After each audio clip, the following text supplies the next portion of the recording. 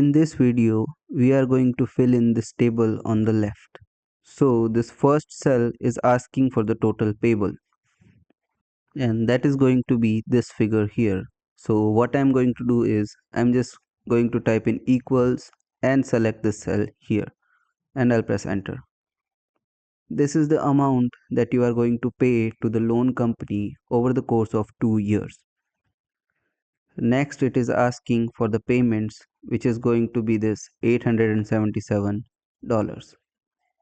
So I'll just come back here, type in equals, select this figure, and I'll make it absolute by clicking F4, and I'll press enter. And what I'll do is I'll just click, hold and drag down the column 25.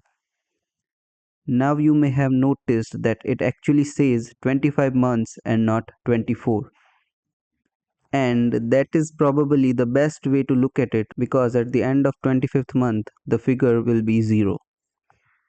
So that's the reason for having a 25th month, so that you can see the 0.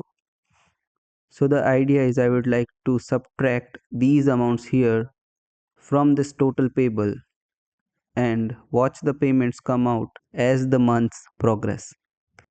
So it will be equals, and that will be this amount minus the payments, and I'll just press enter, and I will use autofill to fill in the rest of this column. And as you can see that in 25th period or 25th month it says 0. With these figures here, they are actually wrong, because if I type in my sum function here and if I add them up, the total of these figures will not match up with the total payable. So this figure at the bottom needs to be a 0. So just type in 0 and leave it that way. So now for calculating the depreciation, it is actually a funny process, because you will actually start at the bottom. So just come to the bottom of the table, and what you want to do is get the amount of depreciation from here. So I'll just select this figure and press enter. So just select the cell above and we will start a formula. I will reference this cell here, and what I would like to do is I would like to subtract the depreciation per month from the total depreciation, and this amount needs to be absolute. So we'll just press F4. So basically the reason for making this cell absolute, because we don't want this reference to go up, we want this to stay as an absolute reference. So I'll just press enter. Now you may have never done this before, but you can actually use autofill upwards. So I'll just click here, hold, and just pull it up the column. One thing to remember, that you can't double click here, because if you do that it will always try to send it down, because that is the normal way. And you can see that there is a 0 here, which means that in the first month the car is not depreciated, or the depreciation for the first month is 0. Now the next column is car value, which is going to be this loan amount minus the depreciation per month. So I'll just press enter. Now I am going to write a formula in this column. So equals this figure minus the depreciation here, and it needs to be absolute. So we'll just click F4 and press enter. Now all we need to do is select this column, just double click here, and it will fill in the column. And you can see that this figure is 16,000, which will be the value of car after the depreciation of 2 years. Now we will fill in this other column, which will be this other expenses. So to fill in this column, we will be doing the same process that we have done for this depreciation. So I'll just press equals to, and I'll get my expenditure from here, and I'll press enter. Now I'll write in my formula here. I'll just type in equals this figure minus this expenditure, and it needs to be absolute, so I'll press F4 and I'll press enter. Now what I will do is I'll just click hold and drag this to the first column, and as you can see that the expenditure in the first month is 0. So now we can say that it is correct. So now if we break down this table here, our total payable for the first month is $21,058, which is the amount that we need to pay to the loan company over the course of 2 years.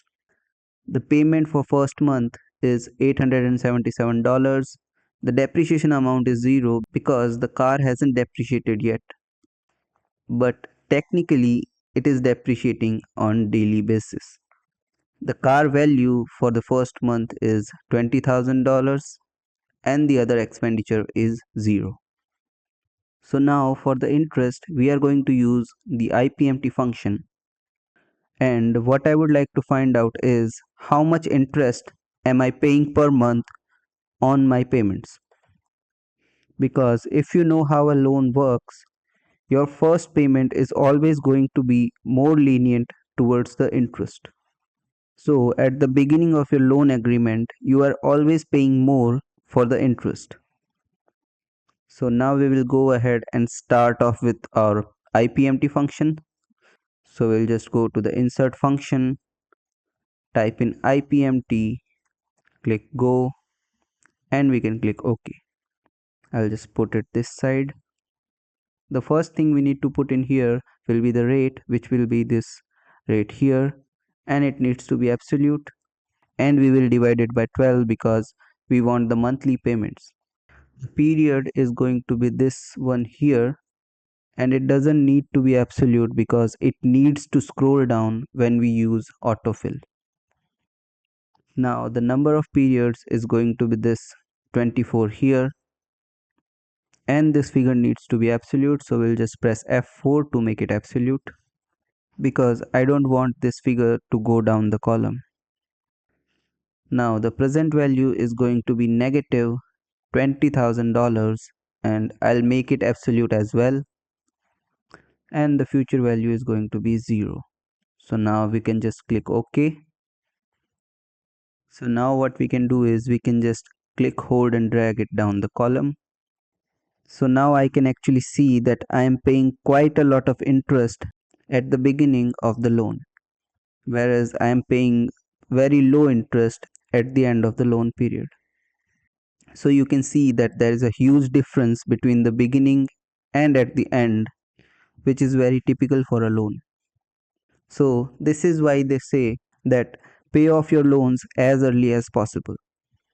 And this is also why a lot of loan agreements don't let you do that. We have to pay it for a certain amount of time and then you can cancel it. You may have noticed this num error here. It's because it's calculated everything correctly, but it's got down to the 25th month.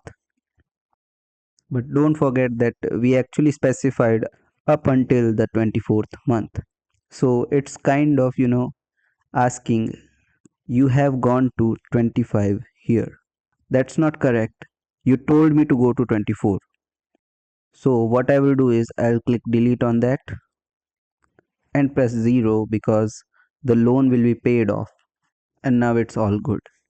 And now one thing we need to do is we need to just select the whole table and just central align the whole table. Okay, and we can delete this figure because we don't need this. Okay, now it's looking good.